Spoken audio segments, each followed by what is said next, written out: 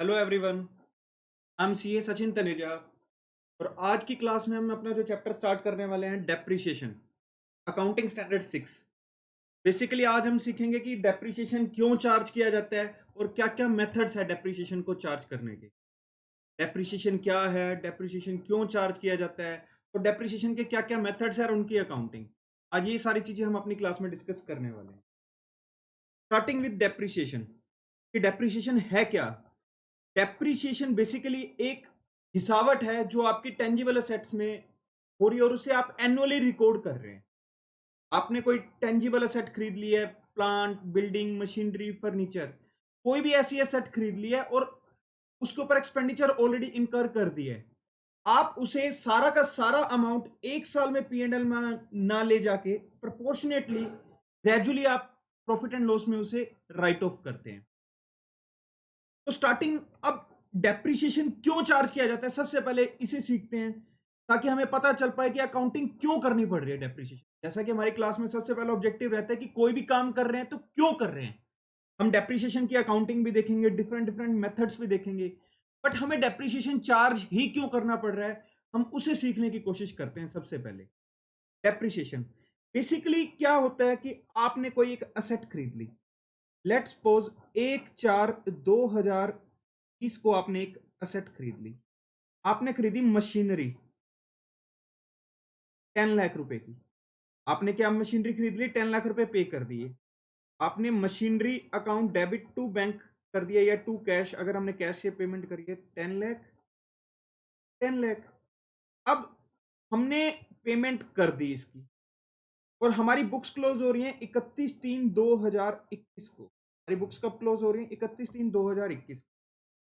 अब हमने कोई भी मशीनरी खरीदी है, जैसे कोई एसी होता है, कंप्यूटर होता है या और भी कोई प्लांट एंड इक्विपमेंट्स होते हैं, फर्नीचर होता है, वो हमारे को एक साल तक बेनिफिट नहीं देते।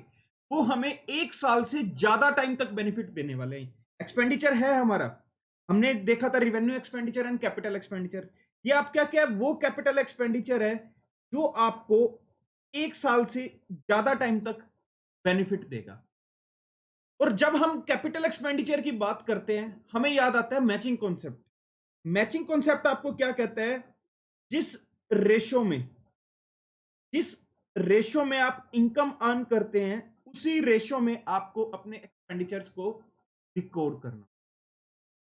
हाँ सर, ये हमने मैचिंग कॉन्सेप्ट में पढ़ा हुआ है। तो अब मैचिंग कॉन्सेप्ट यहां पर क्या कह रहा है? ऑल्दो आपने खर्चा 10 लाख रुपीज पे कर दिए हैं, यहां पे 1/4/2020 को आपने टोटल पेमेंट कर दी, आपने एक्सपेंडिचर इनकर कर दिया, बट ये एक्सपेंडिचर आपको नेक्स्ट 5 ईयर्स तक बेनिफिट देने वाला है। 2021, 21-22, 22-23, 23-24 और 24-25, ये आपको नेक्स्ट 5 ईयर्स तक बेनिफिट्स देने वाला है। और खर्चा आपने 20-21 में किया है। अगर मैं सारा का सारा खर्चा इसका 20-21 में डाल देता हूं तो क्या होगा?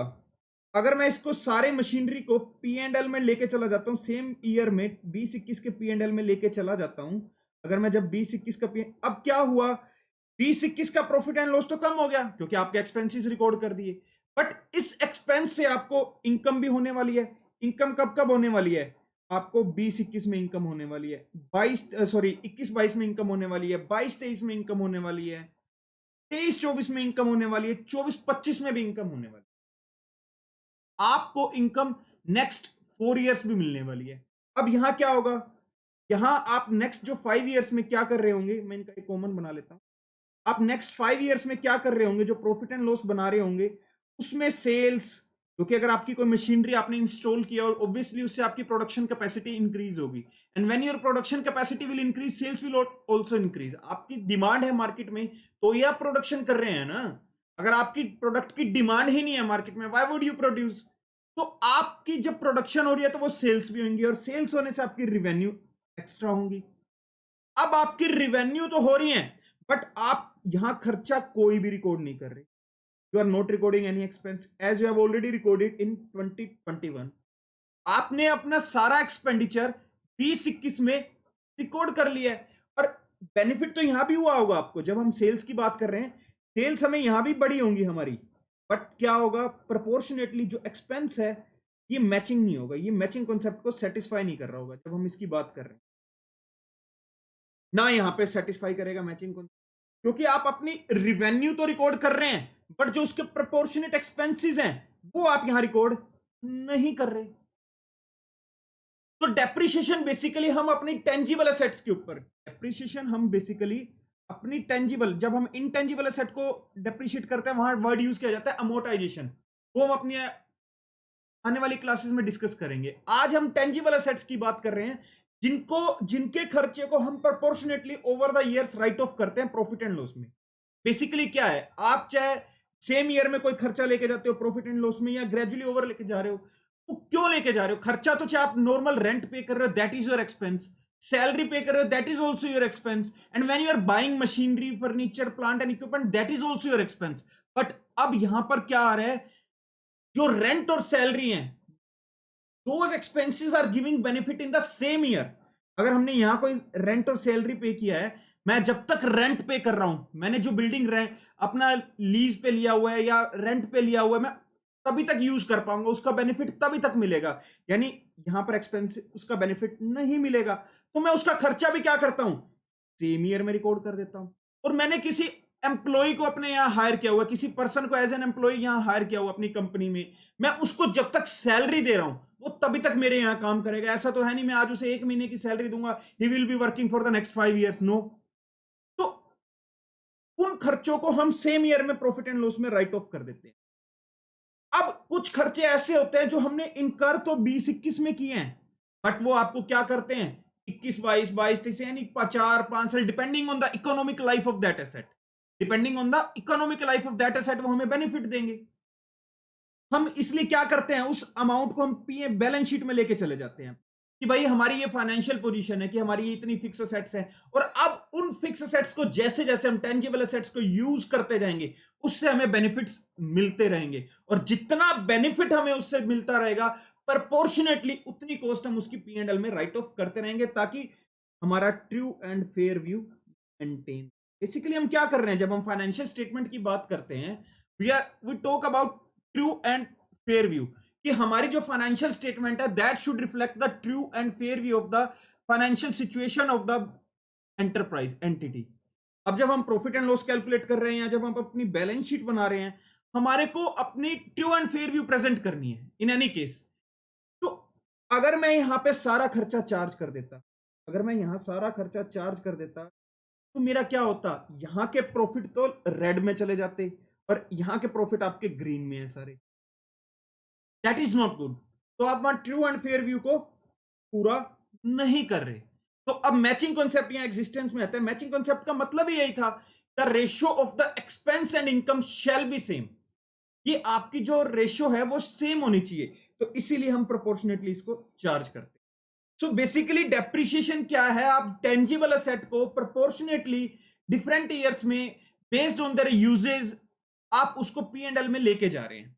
और डेप्रिसिएशन के जब हम डेफिनेशन की बात करते हैं तो दैट इज योर घिसावट, कि ऑब्सोलिसेंस के कारण, वैल्यू के कारण, टाइम के कारण, आप रेगुलर यूज के कारण उसमें घिसावट आ रही है। बेसिकली घिसावट का मतलब क्या है, कि आप उसकी इकोनॉमिक लाइफ खत्म हो रही है धीरे धीरे, और जितनी घिसावट हर साल आ रही है उसका उतना हिस्सा हमने, लेट्स सपोज एक यहां पर हम करते हैं, मशीनरी हमने खरीदी 10 लाख की, मशीनरी हमने खरीदी 10 लाख की, फर्नीचर खरीदा,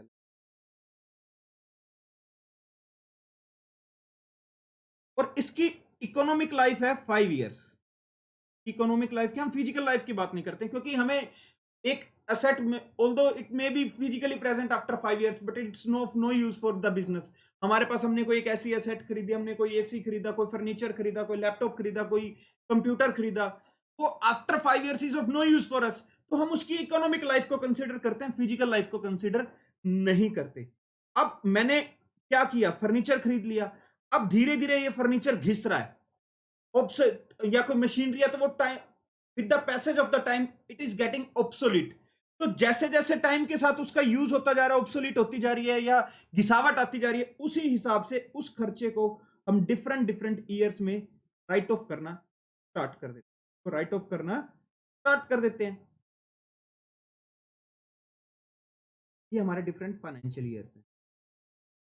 हमने एक्सपेंडिचर यहां किया था, बट हम बेनिफिट यहां तक चार्ज करेंगे मैचिंग कॉन्सेप्ट की वजह से। और एक हमारा को समझ भी आता है कि भाई हमें प्रॉफिट एंड लॉस सबके बराबर निकालने हैं। अब आप एक एग्जांपल देखिए इसको, अगर आप हम एक और एग्जांपल से समझने की कोशिश करते हैं। आप 5 भाई हैं, आप क्या हैं, 5 ब्रदर्स हैं।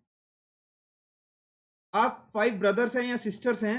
अब आपके फादर आपको पॉकेट मनी देते हैं। पापा क्या कह रहे हैं आपके कि बेटा ये ए है, ये बी है, ये सी है, ये डी है और ये ई है। सारा का सारा बर्डन तो ए पे डाल दें और पॉकेट मनी सबको बराबर मिले। कि बेनिफिट जो हो रहे हैं बेसिकली, जो अगर मैं इसको बात करूं, ये है फर्नीचर का खर्चा जो है वो आपको काम क्या आ जा रहा है, और इससे होने वाले बेनिफिट आपकी पॉकेट मनी है। पॉकेट मनी तो सबको मिलेगी।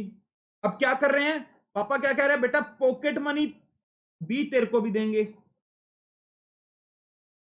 पॉकेट मनी सी तेरे को भी देंगे, डी तेरे को भी देंगे, ई तेरे को भी देंगे, ए तेरे को भी देंगे। बट काम सारा क्या है, ए बेटा तेरे को ही करना है। काम सारा क्या है बेटा, तेरे को ही करना है सारा काम।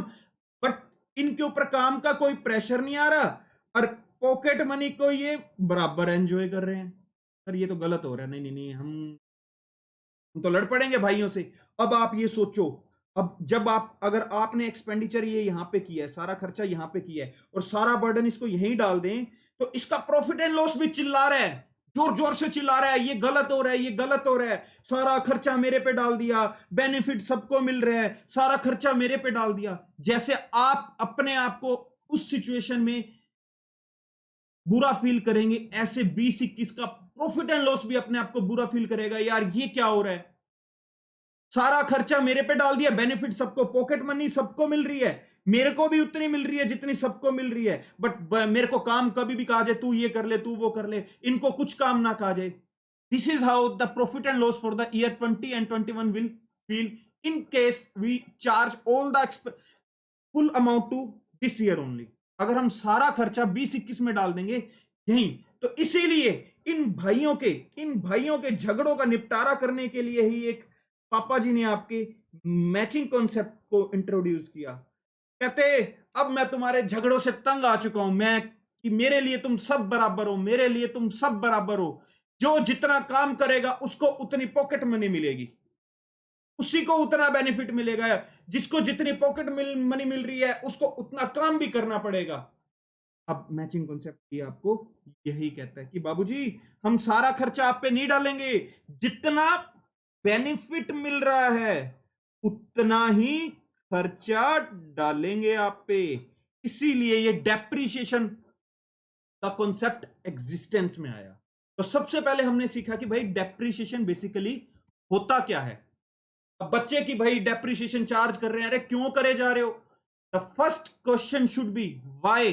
मैं पढ़ रहा हूं तो क्यों पढ़ रहा हूं, why there was need to study depreciation, की डेप्रिसिएशन एग्जिस्टेंस में ही क्यों आया। डेप्रिसिएशन एक टेंजिबल एसेट्स के ऊपर चार्ज किया जाने वाला एक्सपेंडिचर है, वो क्यों चार्ज किया जाता है हमने वो डिस्कस किया है। बेसिकली कैपिटल एक्सपेंडिचर होते हैं, वो कैपिटल एक्सपेंडिचर हमें सबको पता है कि जो हमें ओवर द ईयर्स बेनिफिट देते हैं, और उससे हमारी प्रोडक्शन कैपेसिटी या अर्निंग कैपेसिटी इंक्रीज होती है, और उसका बेनिफिट अगर ओवर द ईयर्स आपको मिलने वाला है तो आपको एक्सपेंस भी ओवर द ईयर चार्ज करने हैं। और उसको हमने एक अपने घर के एग्जांपल से भी समझने की कोशिश की। जैसे आपके पापा अगर पॉकेट मनी आप सबको बराबर दे रहे हैं, तो अगर एक के ऊपर सारा काम का बर्डन डाल दिया जाए, या 5 भाई लोग हैं और एक भाई के ऊपर सारा बर्डन डाल दिया जाए, तो वो क्या कहता है, नहीं नहीं नहीं नहीं ये गलत हो रहा है, मेरे साथ गलत हो रहा है। आप उसी चीज को प्रॉफिट एंड लॉस पे लेके आओ।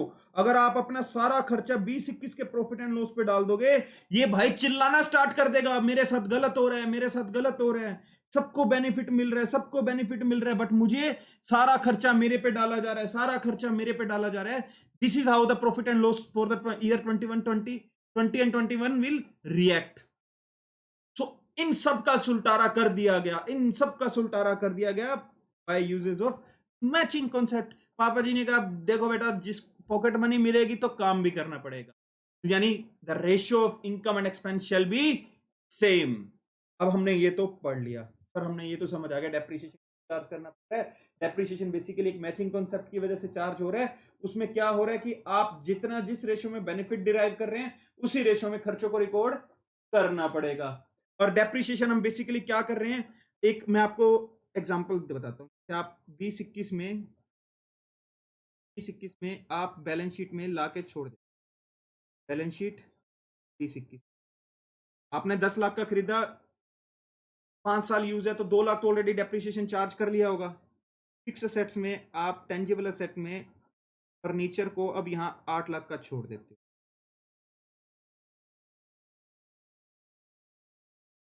हम ये जूम कर रहे हैं ओरिजिनल कॉस्ट पे मेंटेन नहीं कर रहे हैं, हम ओरिजिनल कॉस्ट कॉन्सेप्ट को एक बार कंसीडर नहीं कर रहे ताकि बच्चों को समझ आ सके।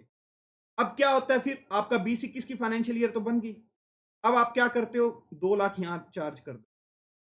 ये जो आपका 21-22 फाइनेंस, आपने क्या किया, एक्सपेंडिचर तो 10 लाख किया था, पी एंड एल में तो 2 लाख ही लेके गए ना फर्स्ट ईयर में।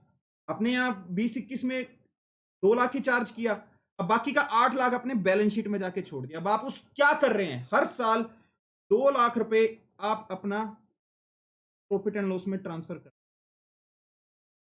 और 2-2 लाख जब ट्रांसफर करते रहेंगे, आपकी बैलेंस शीट की जो हर साल की बैलेंस शीट बनेगी, वहां पर आपकी मशीनरी की वैल्यू भी कम होती है। जैसे मैं जब 21-22 की बैलेंस शीट बनाऊंगा, यहाँ आपका फर्नीचर आ जाएगा 6 लाख। जब मैं 22-23 की बैलेंस शीट बनाऊंगा, यहाँ आपका फर्नीचर आ जाएगा 4। जब मैं ये बैलेंस शीट बनाऊंगा, बैलेंस शीट 23-24, तो आपका फर्नीचर आ जाएगा 2 लाख, और वो 2 लाख आपने यहाँ ट्रांसफर कर दिया। और जब आप बैलेंस शीट 24-25 की बनाएंगे, तो आपका फर्नीचर अब यहाँ इस फर्नीचर की कोई भी वैल्यू नहीं रहेगी। आप बेसिकली क्या कर रहे हैं, यहां पर आपका बैलेंस शीट जो था वो 8 लाख था, आपने 8 लाख यहां किया तो 6 लाख आ गया, 6 लाख में 2 लाख यहां किया तो 4 लाख आ गया, 4 लाख में 2 लाख यहां ट्रांसफर किया पी एंड एल में तो 2 लाख बच गया। अब 2 लाख को यहां ट्रांसफर कर दिया तो यहां बिल बच गया। This is how it works.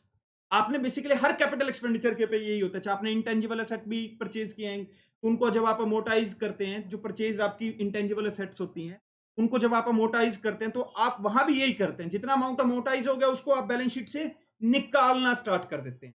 Balance sheet में सिर्फ जो अनअमोर्टाइज अमाउंट या भी जो डेप्रिसिएशन पे, अगर हम ओरिजिनल कॉस्ट मेंटेन नहीं कर रहे, और जब हम ओरिजिनल कॉस्ट मेंटेन कर रहे हैं तो साथ साथ आप एक्यूमुलेटेड डेप्रिसिएशन लिखना, यहां 10 lakh minus 2 lakh accumulated depreciation आप वहां डिराइव करके दे देते हो। वहां आप नेट अमाउंट लिखने की जगह क्या कर देते हो, डिराइव करना स्टार्ट कर देते हो। 10 लाख माइनस 4 लाख 6 लाख, तब आप डिराइव करना स्टार्ट कर देते हो। सर इतना था, एक्यूमुलेटेड डेप्रिसिएशन इतना था। यहाँ आप furniture 10 lakh, accumulated depreciation 4 lakh, ऐसे आप डिराइव करना स्टार्ट कर देते जब आप ओरिजिनल कॉस्ट कॉन्सेप्ट को फॉलो कर रहे होते हो। तो ये हमारा डेप्रिसिएशन था, क्यों चार्ज किया जा रहा है और कैसे वर्किंग होती है। अब हमने देखना है कि डेप्रिसिएशन कैसे कैलकुलेट किया जाता है।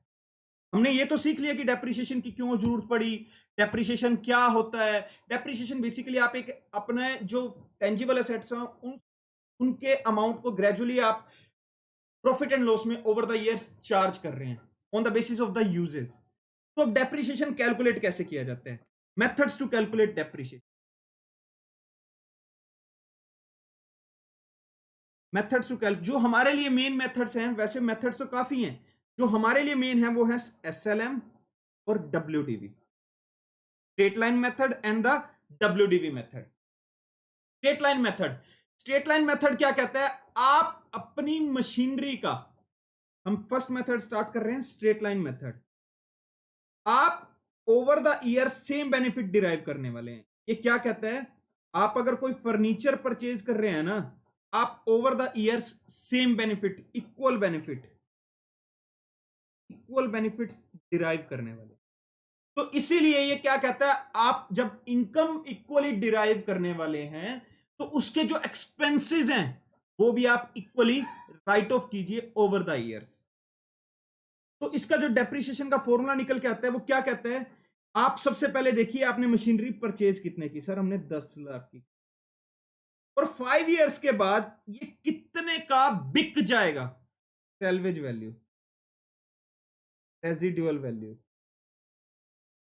स्क्रैप वैल्यू, कबाड़ के रेट, ये फर्नीचर आफ्टर 5 इयर्स कितने का बिक जाए। सर लेट्स सपोज हम अज्यूम करते हैं this will be sold for rupees 2 lakh, this will be sold for rupees 2 lakh.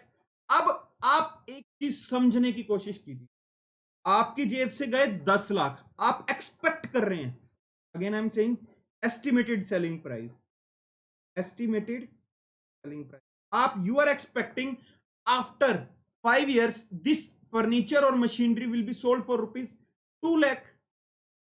तो नेट में आपके जेब से कितना पैसा जाएगा? 8 लाख। तो आपकी जो कॉस्ट है इफेक्टिवली 8 लाख आने वाली है। आप उसको राइट ऑफ भी 8 लाख करेंगे, यहां इन 5 years में 8 लाख राइट ऑफ करेंगे। और इसको डिराइव करने का जो फॉर्मूला निकल के आता है वो क्या कहता है? स्ट्रेट लाइन मेथड, जब आप नंबर ऑफ ईयर्स के बेसिस पे कैलकुलेट कर रहे हो तो वो क्या कहता है? Original cost, original cost minus salvage value minus residual value minus scrap value, ये आपके एक ही ना मतलब अपॉन लाइफ ऑफ असेट। जब when we are talking about the life, we are talking about the economic life, not physical। Economic life मतलब इससे कब तक बेनिफिट मिलने वाला। सर हमने देखा था 10 लाख की मशीनरी थी, 2 लाख रुपए की जाएगी, 5 years इसकी लाइफ है, तो हर साल का जो खर्चा निकल के आ रहा है 1,60,000 रुपए। यानी अब जब हम स्ट्रेट लाइन की बात कर रहे हैं तो हम क्या कह रहे हैं? हर साल आप 1,60,000 रुपए चार्ज करेंगे प्रॉफिट एंड लॉस में, हर साल 1,60,000 रुपए चार्ज करेंगे अपने प्रॉफिट। अब हमारा क्या सोल्यूशन? हमारे को डेप्रिसिएशन का अमाउंट पता चल चुका, अब हमने इसकी अकाउंटिंग करनी। अकाउंटिंग क्या रहेगी इसकी? आप देखिए, जिस डेट पे परचेज किया, on the date of purchase, on the date of purchase, जब आपने मशीनरी या फर्नीचर सॉरी, जब आपने मशीनरी या फर्नीचर परचेज किया तो आपका क्या हुआ entry? Machinery account debit to bank if the payment has been done through check, to cash if through 10 lakh debit credit. Being machinery purchased, आपने मशीनरी परचेज कर डाली। हाँ सर अब हमने मशीनरी परचेज कर लिया है। अब क्या कर लिया आपने? कैपिटल एक्सपेंडिचर बच्चों इनकर कर दिया है। You have incurred the capital expenditure, आपने एक्सपेंडिचर इनकर कर दिया है जिसका बेनिफिट आपको 5 years तक मिलने वाला है। और आप हर साल 1,60,000, 1,60,000, 1,60,000, 1,60,000 हर साल ओवर द ईयर्स आप राइट ऑफ करने वाले हैं। हर साल आप अपना ओवर द ईयर्स 1,60,000 पे ट्रांसफर करने वाले हैं। अब ईयर एंड, हमारा जो डेप्रिसिएशन की एंट्री होती है ईयर एंड पे, इसको मैंने पेज पे कंटिन्यू। आप पहले देख लीजिए कि आपने जिस दिन मशीनरी परचेज की उस दिन आप क्या जर्नल एंट्री कर रहे हैं? आप जर्नल एंट्री कर रहे हैं परचेज की। जिस दिन मशीनरी, हमने अकाउंटिंग तो सबकी करनी है ना, जर्नल एंट्रीज में हमने सीखा था कि जो भी हम ट्रांजैक्शंस कर रहे हैं उन सब की हमें जर्नल एंट्री भी करनी पड़ेगी। अब ईयर एंड पे, ईयर एंड पे हम क्या करेंगे? फर्स्ट ईयर के ईयर एंड 2021 इसका ईयर एंड यानी 31 मार्च 2021, 31 मार्च 2021 आप फर्स्ट एंट्री करेंगे depreciation account debit to machinery. As we have already discussed कि हम ओरिजिनल कॉस्ट को एक बार कंसीडर नहीं कर रहे। सर हमारा अमाउंट निकल के आया था 1,60,000, 1,60,000, और इसे आप पी एंड एल में भी ट्रांसफर करते हैं। बोल दो हमारी पी एंड एल की कोई जर्नल एंट्री नहीं होती, बट यहाँ आपको समझाने के लिए हम पी एंड एल की एंट्री सिर्फ बता रहे हैं आपको कि प्रॉफिट एंड लॉस की आप कैसे उसको हर साल ट्रांसफर करें to depreciate.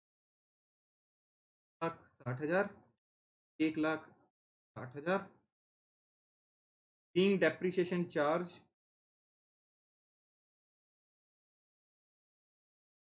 being depreciation transfer to profit and. ये तो थी हमारी जर्नल एंट्री। हमने पहले डेप्रिसिएशन की कैलकुलेशन की, कैलकुलेशन ऑफ डेप्रिसिएशन। सेकंड आपने की मशीनरी परचेज करनी, लेट्स सपोज आपने की 1/4/2000, आपने 1/4/2020 को परचेज किया और ईयर एंड पे आप क्या कर रहे हैं, आप प्रॉफिट लेके जा रहे हैं। हाँ जी सर।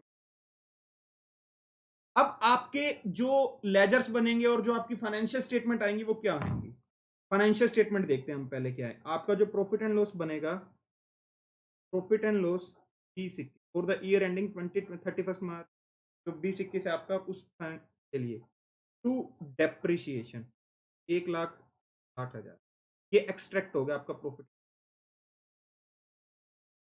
एक्सट्रैक्ट हो गया आपका।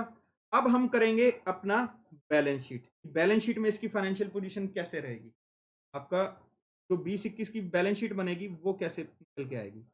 बैलेंस शीट ऑन 31 मार्च 2021, फर्नीचर आपने क्या किया था, 1,60,000 का चार्ज कर दिया, 8,40,000, 10 लाख माइनस 1.6, तो ये आपका निकल के। आपने क्या किया समझने की कोशिश कीजिए, एक मशीनरी परचेज की थी 10 लाख की, 1,60,000 का उसके ऊपर डेप्रिसिएशन चार्ज कर दिया, क्योंकि हम ये अज्यूम करके चल रहे हैं हमें इस साल सिर्फ 1,60,000 का बेनिफिट मिला, कि 10 लाख की मशीनरी परचेज की थी, after 5 years it will be sold for 2 lakh, the economic life of the asset is 5 years. तो फर्नीचर से हमें इक्वल बेनिफिट आने वाला है। लेट्स सपोज मैंने कोई चेयर परचेज किया है and I have purchase some other furnitures, furniture, अब मैं चेयर पे बैठा हूं तो 5 साल जो आज मुझे चेयर पे बैठ के फील हो रहा है 5 साल वही होगा, ऐसा थोड़ी है कि वो चेयर कहेगी नहीं नहीं अब मेरे को मजा, तू मेरी चेयर में यहां मत बैठ, या आपको लगेगा अरे नहीं पुरानी चेयर है अब मजा नहीं आ रहा, चेयर तो चेयर है भाई साहब। तो 5 इयर्स तक आपको इक्वल बेनिफिट, इसीलिए आपने पहले कैलकुलेट किया कि हर साल की कॉस्ट कितनी, आपने मशीनरी परचेज करने की जर्नल एंट्री की, फिर उसके बाद डेप्रिसिएशन चार्ज किया और उस डेप्रिसिएशन को पी एंड एल में लेके गए, और इस जर्नल एंट्रीज का आपकी फाइनेंशियल स्टेटमेंट में क्या इंपैक्ट आएगा। बेसिकली डेप्रिसिएशन बैंक, अगर आप फर्नीचर परचेज करने वाली कहें तो टू, यहां बैंक आपका -10 लाख हो जाएगा, तो आप पी एंड एल में 1,60,000 लेके गए। अब पी एंड एल चिल्ला नहीं रहा, अब ये पी एंड एल है ना आपसे चिल्ला नहीं रहा, ये जो 5 भाइयों वाली हमने कहानी देखी थी, अब ये चिल्ला नहीं रहा, अब ये खुश है, पॉकेट मनी भी बराबर, खर्चा भी बराबर, यानी काम भी बराबर। अब सारा काम मेरे को नहीं दे रहे पापा जी, अब इसको भी दे रहे हैं, तू भी काम कर, तू भी काम कर, सब बराबर है मेरे लिए सब बराबर है। ऐसे नहीं है पॉकेट मनी सबको मिलेगी, काम सिर्फ ए करेगा, no no no, this is not going to happen. आप सबको काम करना पड़ेगा, और पॉकेट मनी चाहिए तो काम भी करो, this is how it is working.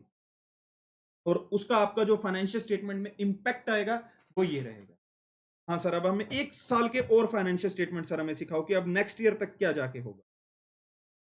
अब हम सर क्या हम दोबारा परचेज की एंट्री भी करेंगे, अरे बाबूजी जब आपने परचेज 1/4/2020 को की थी तब आपने एंट्री कर दी थी, अब सिर्फ आप हर साल डेप्रिसिएशन की एंट्रीज, ईयर एंड 21-22, अब हम ईयर एंड पे आ गए 21-22, 2022, 31 मार्च 2022, डेप्रिसिएशन अकाउंट डेबिट। सर आज है ना हम कुछ फैंसी सा अमाउंट लिख देते हैं, हमने पिछली बार लिखा था सर 1,60,000, अब हम कुछ फैंसी सा अमाउंट लिखते हैं। अरे नहीं बाबूजी नहीं, फैंसी अमाउंट नहीं लिखना होता, अमाउंट आपको वही लिखना होता, बीइंग डेप्रिसिएशन चार्ज। सर अब चलो ये तो हमने फैंसी नहीं लिखा, हम पी एंड एल में तो कुछ फैंसी सा कर दें, जब चार्ज जितना किया पी एंड एल में भी तो उतना ही ट्रांसफर करोगे ना सेठ जी, क्या अलग कर दोगे, कह रहे हो तो अमाउंट सोच, हमने कुछ नहीं सोचना, जो है वही करना है। पी एंड एल में ले जो भी amount, L two depreciation sir 60,000 depreciation. Sir आज ना हमारे को फाइनेंशियल स्टेटमेंट भी बता ही डालो, आप इस साल के फाइनेंशियल भी बता ही डालो,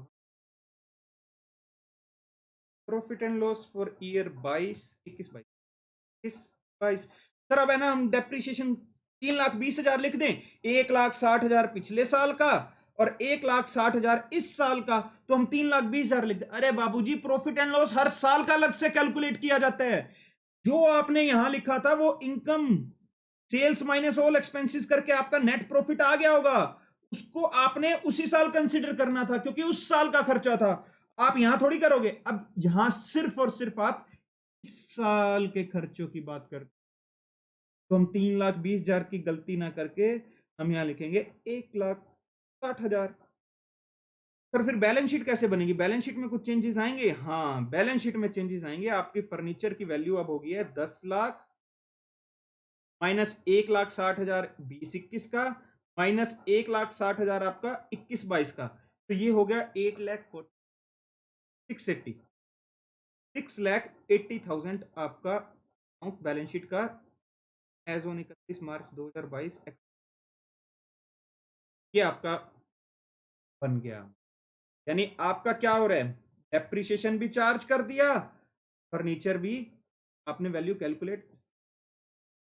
दोबारा आओ सर, हमें ये देखो, ये बर्डन पहले आप अगर मैचिंग को फॉलो ना करते, सारा यहां 20-21 पे चार्ज कर रहे थे, अब 21-22 पे भी चार्ज हो गया सर जी, अब 21-22 पे भी चार्ज हो गया। अब मामला बराबर का आया, अब मामला बराबर का आया है।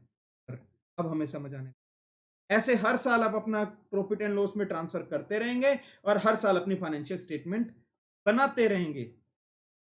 कंसीडरिंग दिस कि आप चाहे आपने मशीनरी परचेज, आपने फर्नीचर परचेज किया for any tangible asset that is giving benefit for more than one accounting period, यानी जो नेक्स्ट वन अकाउंटिंग पीरियड से ज्यादा टाइम तक बेनिफिट देने वाली है, that is the non current asset and that will be depreciated over the years. और उसको डेप्रिशिएशन करने के दो तरीके थे।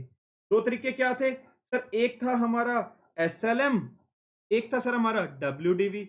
एसएलएम सर आप ये कह रहे हो कि हम ये अज्यूम कर रहे हैं कि हमें ये over the year same benefit देगा, तो मैचिंग कॉन्सेप्ट हमें वही कहता है, if you are getting the same benefit over the years, you need to amortize, you need to depreciate that asset equally over the years। तो straight line भी आपको यही कहता है, स्ट्रेट लाइन कहता है 1,60,000 हर साल ट्रांसफर करना स्टार्ट कर दो। आपने पहले डेप्रिसिएशन की अमाउंट कैलकुलेट की, अमाउंट कैलकुलेट करने के लिए क्या फॉर्मूला निकल के आया, original cost minus salvage value, residual value, scrap value, this is your estimated selling price, this is your estimated selling price after 5 years. कि अगर हम ये 5 साल बाद, ऑल्दो इसकी इकोनॉमिक लाइफ नहीं रहेगी बट इसकी फिजिकल एग्जिस्टेंस रहेगी ना, ये कबाड़ के रेट या किसी और पर्पस के लिए हम इसको सेल कर देंगे, then it will be sold for ₹2,00,000। तो इफेक्टिव कॉस्ट आ रही है हमारी 8,00,000। हमने 8,00,000 को over the years right of करना है, ना कि 10,00,000 को। तो सर ये क्या जरूरी है हमारी after 5 years it will be sold for 2,00,000? No, it may be sold for 2,00,000 or it may not be sold for ₹2,00,000। if it will be sold for amount less than 2,00,000 आपको लॉस हो जाएगा कि 2,00,000 की वैल्यू पड़ी थी उस दिन, 1,60 की बेच दी, 1,70 की बेच दी, तो 30,000 का नुकसान हो गया। एंड अगर आपने 2,80 की बेच दी तो 80,000 का गेन हो गया। अकॉर्डिंगली हम अपने लॉस और गेन को रिकॉर्ड कर लेंगे, वो भी हम अपने आने वाली क्लासेस में डिस्कस करेंगे। तो बेसिकली जो आज की क्लास में हमने डिस्कस किया बच्चों, वो क्या किया है कि डेप्रिसिएशन क्यों चार्ज किया जाता है, डेप्रिसिएशन क्यों चार्ज किया जाता है और डेप्रिसिएशन को चार्ज करने के मेथड्स क्या होते हैं। हम इस क्वेश्चन को एक बार फटाफट क्विकली वाइंड अप कर देते हैं।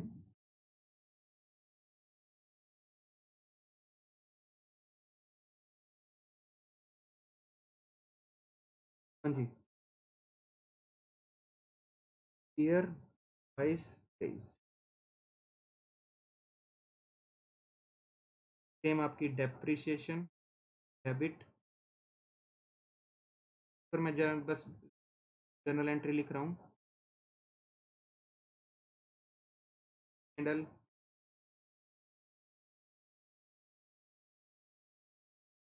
1,60,000, handle 22-23, depreciation balance sheet as on extract आ जाएगा 6,60,000। आप 23-24 की फाइनेंशियल स्टेटमेंट जब बनाओगे, 23-24 आपका आ जाएगा सेम डेप्रिसिएशन ईयर एंड पे, ये 31 मार्च 2023 जरूर ईयर एंड पे एंट्रीज कर। पी एंड एल में जो अमाउंट ट्रांसफर होता है एक्सपेंस का, that will always be transferred on the year and.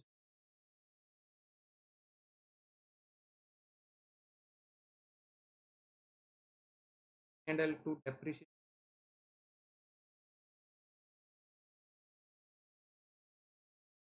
फिर आपका depreciate 8,000, balance sheet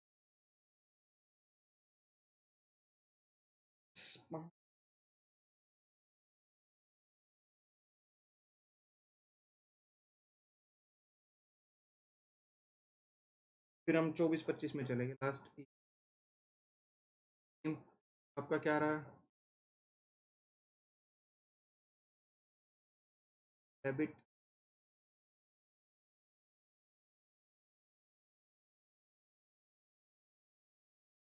profit and loss depreciate,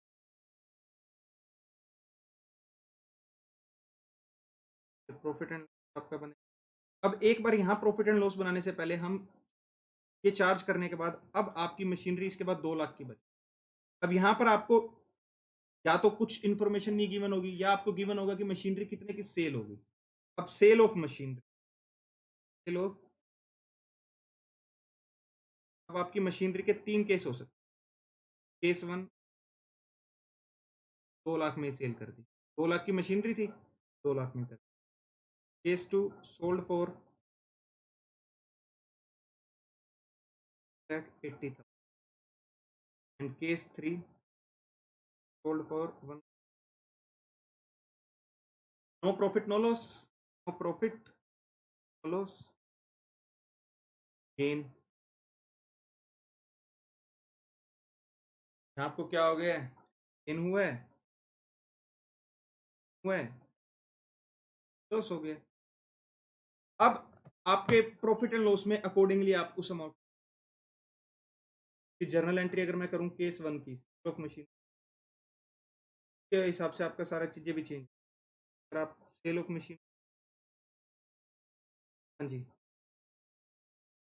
case 1 की सेल ऑफ मशीन, केस 1 जब आप सेल कर रहे हैं तो आपकी एंट्री रही होगी बैंक अकाउंट डेबिट 2 लाख, कोई प्रॉफिट एंड लॉस में मशीन 36/3। हम अभी ये जूम करके चल रहे हैं ईयर एंड पे हुआ है, कोई इन बिटवीन द ईयर्स काम आने वाले क्वेश्चंस में हम और भी इसको एडवांस लेवल पे करें।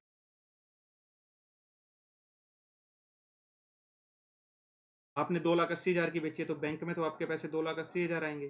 बैंक अकाउंट 2 लाख तो आपकी 2 लाख रुपए की गई है ना? हाँ sir. To gain on sale of machine, sale of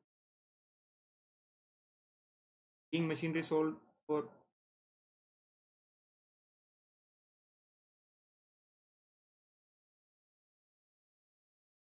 bank account debit 1,70,000।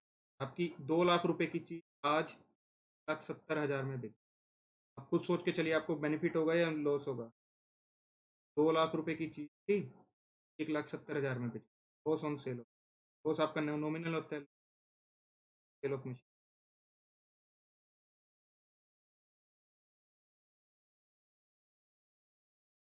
क्या आपका loss on sale of machine क्या हो गया? 30,000। आपका लॉस हो गया 30। यहाँ आपका गेन हुआ no, first case 1 was your no profit no loss. तो इसको भी आप प्रॉफिट, इसको भी पी एंड एल में लेके जाएंगे और आप ये आपकी सारी फाइनेंशियल स्टेटमेंट आपका आ जाएगा। Financial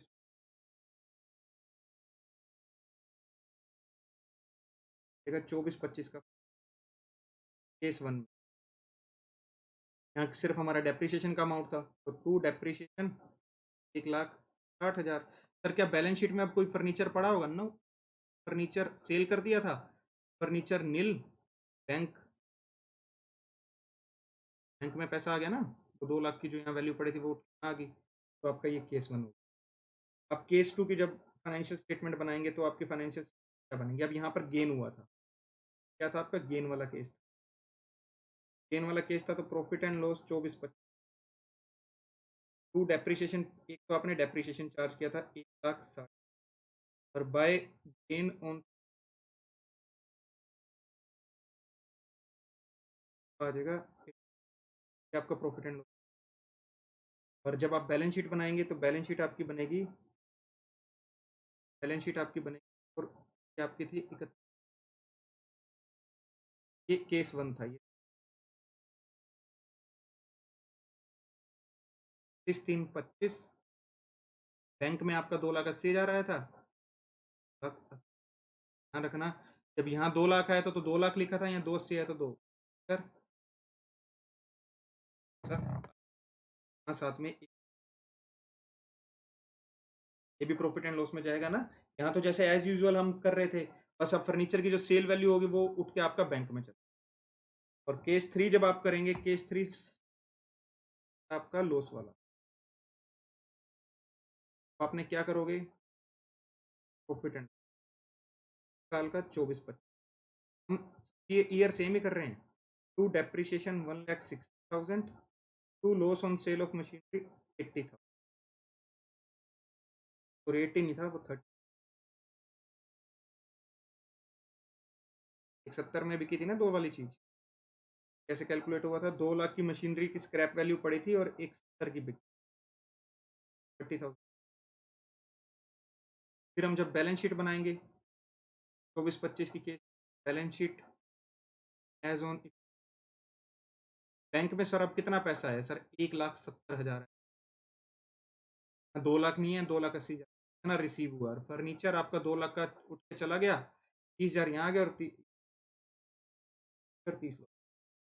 this was your straight line method, was your straight line method. एक बार हम इसकी क्विक रिवीजन करते हैं जो आज की क्लास है, क्विक रिवीजन कर लें। हाँ जी, स्टार्टिंग विद जब आज हमने अपनी क्लास स्टार्ट की थी, हमने क्लास में सीखा था कि डेप्रिसिएशन क्यों हमें पढ़ना पड़ रहा है, हमें डेप्रिसिएशन पढ़ना क्यों पड़ रहा है बच्चों। हमने सबसे पहले वो सीखा डेप्रिसिएशन बेसिकली क्या होता है, आप हर साल एक कैपिटल एक्सपेंडिचर किया और उसको आप हर साल राइट ऑफ कर रहे हैं उसके बेनिफिट की रेशो में based on the matching concept. Matching concept हमें यही सिखाता है कि जिस रेशो में आप बेनिफिट्स डिराइव करते हैं उसी रेशो में आपको खर्चे रिकॉर्ड करने पड़ेंगे।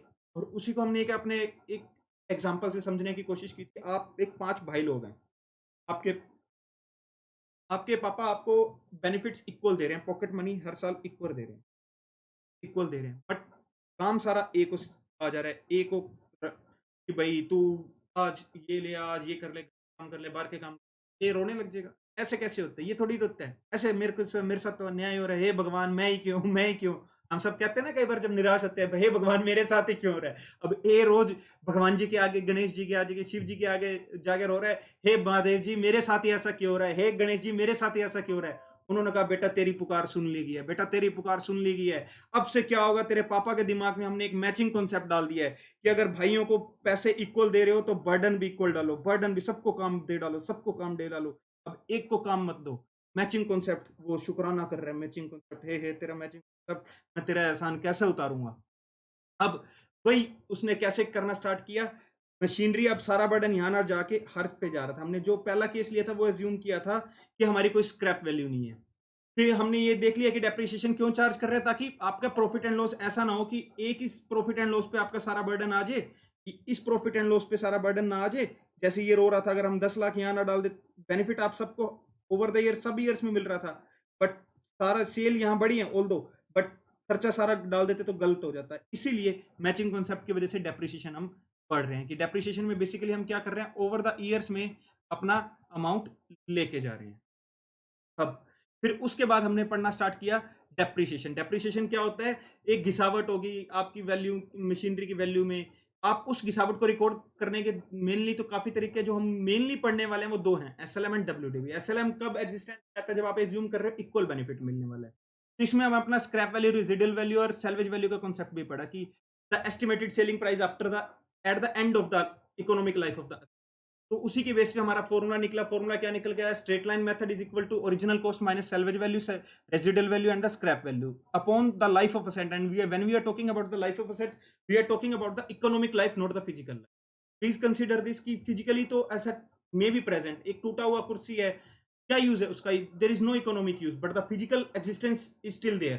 तो आपने सिर्फ इकोनॉमिक लाइफ को कंसिडर करना है। तो कंसिडर करते हुए आपका डेप्रिसिएशन आ गया, that needs to be charge over the years is ₹1,60,000। तो अब हम अकाउंटिंग पार्ट पे आ गए। अकाउंटिंग पार्ट पे आए तो हमने सबसे पहले एंट्री की on the date of purchase. On the date of purchase हमने किया machinery account debit to bank account. फिर ईयर एंड पे 20-21 की फाइनेंशियल स्टेटमेंट भी हमने देखी कैसे बनी। Depreciation account debit to machinery, debit all expenses and losses and credit what goes out. Here we are considering we are not maintaining our books on the original cost, just for the purpose of understanding. Then we transferred the depreciation to the profit and loss. And based on these entries, we prepared the extract of our financial statement, profit and loss and the balance sheet. Profit and loss में 1,60,000 depreciation आ गया और आपने 1,60 की value यहाँ पे कम कर दी। फिर हम नेक्स्ट ईयर में मूव ऑन कर गए तो उसमें भी हमने सेम एंट्रीज की, डेप्रिसिएशन इसी साल का खर्चा। फिर हमने यहाँ 618 कैलकुलेट किया, 10 लाख माइनस 1,60 20-21 का, 1,60 21-22 का। 22-23 में भी हमने सेम एंट्रीज की और हम अपनी फाइनेंशियल स्टेटमेंट बनाते गए। फिर आखिरी भी हमने सीखा कि the asset will be sold at the end of the economic life. It can be sold for no profit no loss, it can be sold for profit or loss. तो accordingly हमने तीनों केसेस में अपनी journal entries भी की and हमने उसकी financial statement पे इंपैक्ट भी देखा। जर्नल एंट्रीज के X1 में क्या बनी, bank account debit to machinery, the asset was for rupees 2 lakh and it was sold for rupees 2 lakh, so there is no profit no loss. And the in second case we sold the machinery for benefit, the it was sold for rupees 2,80,000, हमने 2,80,000 की cell कर दी तो 80,000 का gain हुआ। Third case में हमने 2 लाख की machinery 1,70,000 में सेल कर दी, 2 लाख की मशीनरी 1,70 में, यहाँ 2 की 80 में, तो 80 का गेन हो गया। यहाँ हमारे को लॉस हो गया, यहाँ हमारे को गेन हो गया। उसी का फिर हमने इंपैक्ट देखा। केस 1 में no profit no loss, normally आपने 1,60 किया और फर्नीचर अब बिक चुका है तो फर्नीचर नील हो गया, आपकी बुक्स में से खत्म हो गया और वही पैसा उठ के आपका चला गया बैंक अकाउंट में। जब आपने गेन में सेल किया तो प्रॉफिट एंड लॉस में आप 160 डेप्रिसिएशन का तो राइट ऑफ करेंगे, साथ के साथ अपना गेन भी रिकॉर्ड करेंगे। फर्नीचर खत्म हो गया, वही पैसा अब 2 लाख वाली चीज 280 में आई थी तो इसलिए आपने बैंक में रिकॉर्ड कर दी। And the last case was for loss कि 2 डेप्रिसिएशन तो हमने रिकॉर्ड किया और साथ में 30,000 का। 30,000 कैसे है, 2 लाख की चीज 1,70,000 में सेल, 30,000 आपकी बैलेंस शीट भी फर्नीचर नील हो गया और ये आपका आ गया। तो दिस वाज योर डेप्रिसिएशन कि हमने डेप्रिसिएशन क्यों चार्ज किया। अगेन आपसे रिक्वेस्ट रहेगी आप हमें जरूर फॉलो कीजिए इंस्टाग्राम पे, यूट्यूब पे, हम आपके लिए क्लासेस बनाते रहे रेगुलर बेसिस पे और आप सबका सपोर्ट भी चाहिए होगा इसमें। Thank you. अगर कोई डाउट आए तो आप प्लीज़ हमें हमारे व्हाट्सएप नंबर पे कांटेक्ट कर सकते हैं और नेक्स्ट क्लास में हम अपना WDV मेथड को देखेंगे। Thank you.